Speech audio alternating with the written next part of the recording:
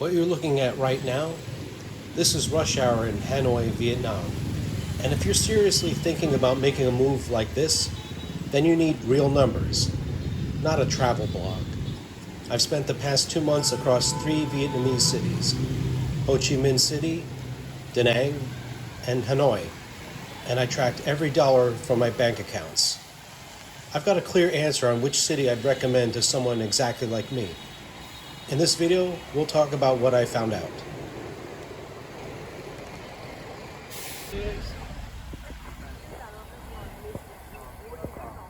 City Hall.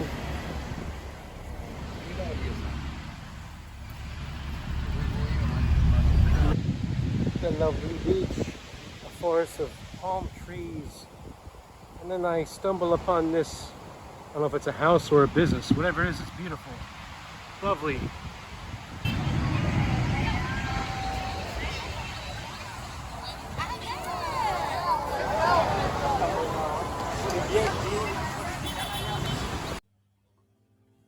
Okay, this is an infographic based upon an export of all my transactions from both of my checking accounts from the latter portion of February when I first arrived in Ho Chi Minh City, all the way up until about April 20, around April 20th, somewhere around there. It's almost 2 months worth of transactions that I analyzed and exported here. So what I want to do is compare, contrast the three cities here. My favorite city, Da Nang, turned out to be the most expensive at an estimated monthly expense of just over $1,500. That includes restaurants, lodging, domestic and international travel, ground transportation like Grab rides, my travel and medical insurance policy, any medical out-of-pocket medical expenses, and ATM cash withdrawals.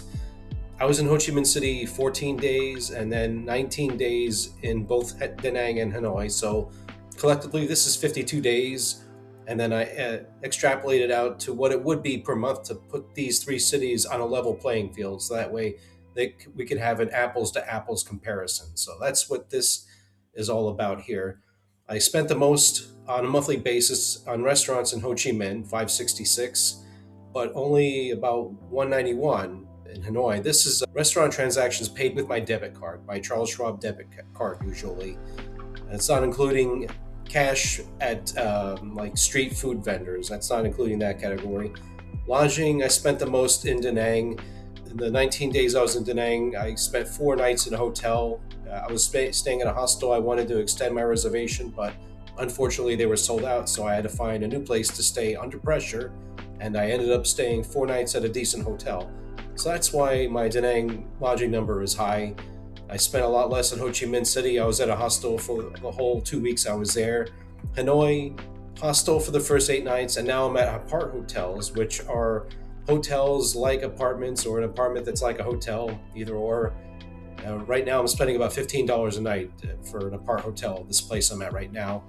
Domestic, this is an outlier because that includes the one-way train ride from Ho Chi Minh to Da Nang. And under Da Nang, there was a one-way train ride from Da Nang to Hanoi. And then this figure here, the 194, that's my round trip airfare from Hanoi to Bangkok, Thailand, where I'll be going in a month from now. I'll be in Bangkok for a week and then doing what's called a visa run, and then coming back to Hanoi for another 90 days in Vietnam to continue my job search here. So that's that. And then we have ground transportation, Grab. That's pretty self-explanatory. I spent the most by far on Grab rides in Da Nang. I was taking the Grab ride to restaurants, to bars. I had to get my FBI background check and university degree translated and notarized, so that involved a round trip by Grab. And I was definitely doing a lot more activities, and that involved a lot more Grab rides. A lot more social activities, so that involved a lot more Grab rides. Compare that to Ho Chi Minh City, where I spent the least amount on Grab, and then Hanoi a little bit more. I have a travel and medical insurance policy through worldtrips.com. That's a steady $144 per month. And medical out-of-pocket expenses, I only spent $18 in Ho Chi Minh City, and that's because I was attacked by bed bugs at the hostel I was staying. So I went to a pharmacy and paid for some anti-inflammatory cream, topical cream, and also some pills. anti-inflammatory pills to calm down the immune response because I was itching a lot, and both of those treatments really helped. And finally, ATM withdrawals. That's pretty self-explanatory. I spent the least amount in Ho Chi Minh City. It was mostly debit transactions in Ho Chi Minh, whereas I spent more in cash in Da Nang and Hanoi. I'm spending more money in Hanoi in cash for purchases like street food and things like that. So that's why my cash withdrawals are high for Hanoi. And so, yeah, my favorite city, Da Nang, is also the most expensive here compared to based upon my actual expenses. And again, this is empirical data based upon my personal experience. This does not include any US transactions. I still have subscriptions in the United States. I have life insurance. I have my self-storage in Tucson, Arizona. My traveling mailbox, which handles all my US mail while I travel abroad, that's not included here as well. I would add at least $200 or $300 a month more over these totals for my US expenses. So there you have it. I hope this infographic was helpful for you. Your mileage may vary, of course. Now that I've got the financial figures and monetary cost out of the way, now it's time to talk about intangibles, parts of life I've experienced in Vietnam in the 2 months I've been here. Ho Chi Minh City versus Da Nang versus Hanoi. I want to talk about internet access. I've had pretty much zero issues with the internet here. There's high-speed internet in all three cities. As long as you're within a decent distance of a Wi-Fi router, you should be fine. I even did an internet speed test, and it was comparable to what I would experience in the United States as far as latency and upload and download speeds. Those are perfectly adequate for YouTube videos, video calls, those sorts of things. So no issues there. And moving on to safety, a lot like Mexico and Guatemala, my biggest safety concerns here in Vietnam are crossing the street. As you can see behind me, traffic, it's rush hour, traffic is pretty chaotic. My best rule of thumb is yield to traffic, yield to the motorcycles, yield to cars, definitely yield to trucks and buses. It's just the best way to handle it. Motorcycles, they're very adept at driving here, I've noticed. The best drivers I've ever seen in my life are here in Vietnam. It's amazing how they do what they do on a daily basis. When you're crossing the street, the best rule of thumb is, and other YouTube channels have said this, is just walk slowly, confidently, don't make any sudden moves, don't go back. Don't try to confuse anybody. Just walk slowly and confidently, make eye contact with the drivers if you can. That's the best rule of thumb. Their motorcycles, they're skinny in profile, they'll simply maneuver their way around you. As long as they can predict your movement, you'll be fine. Now with cars, trucks, and buses, that's a different story. I generally wait for them to pass. And so that's traffic. It's just like in Mexico and Guatemala. It's chaotic, but it works. I don't know how, but it works. Just keep that in mind. Another aspect of living out here, expat friendliness, Da Nang takes the cake. Da Nang is definitely, in my experience, I was there only 3 weeks, but Da Nang has, to me, the most foreigner friendliness and the best expat/immigrant infrastructure as far as social opportunities are concerned.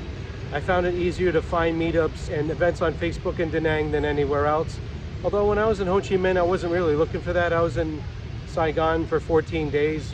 My main goal there was to get adjusted to the time zone change and shop for a new laptop computer and do a little sightseeing. That's what I accomplished in Saigon. Since I wasn't really interested in living and working there, given the tropical year-round climate, I decided to move on to Da Nang. I definitely found Da Nang a lot more livable compared to Ho Chi Minh City. Here, Hanoi, I've been here 3 weeks now, a little over 3 weeks. I did go to one meetup so far. It was nice. It was in a coffee shop. It was pretty international. We had a couple from, I believe, Norway, one guy from Sweden, or maybe they were from Denmark, and a couple of locals from Hanoi. That was pretty nice. So I'm looking forward to attending more meetups here. My main challenge, though, is I'm job hunting. That's my #1 goal, is to secure full-time employment by August. I'm here till May 22nd, and then I'm taking a visa run to Bangkok, Thailand for a week, and then coming back to Vietnam for another 90 days. And then if I don't land something by middle of August, then I'm gonna have to return to the United States, to my home state of Arizona, to regroup. But social opportunities, Da Nang is #1. I think Hanoi would be a close second. So I'm just getting started with the social scene here.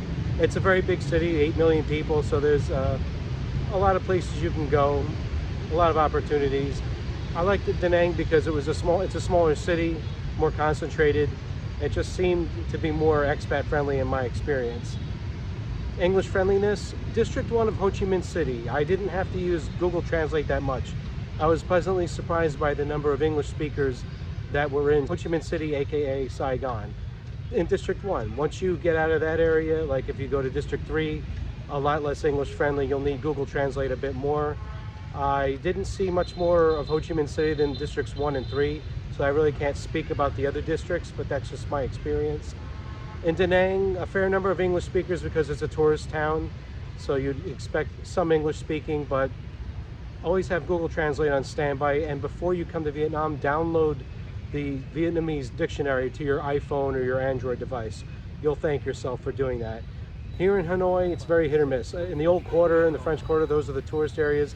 A lot more English speakers, especially in the hostel where I stayed. I was at Little Charm Hostel. The staff there spoke English as well as Vietnamese, of course.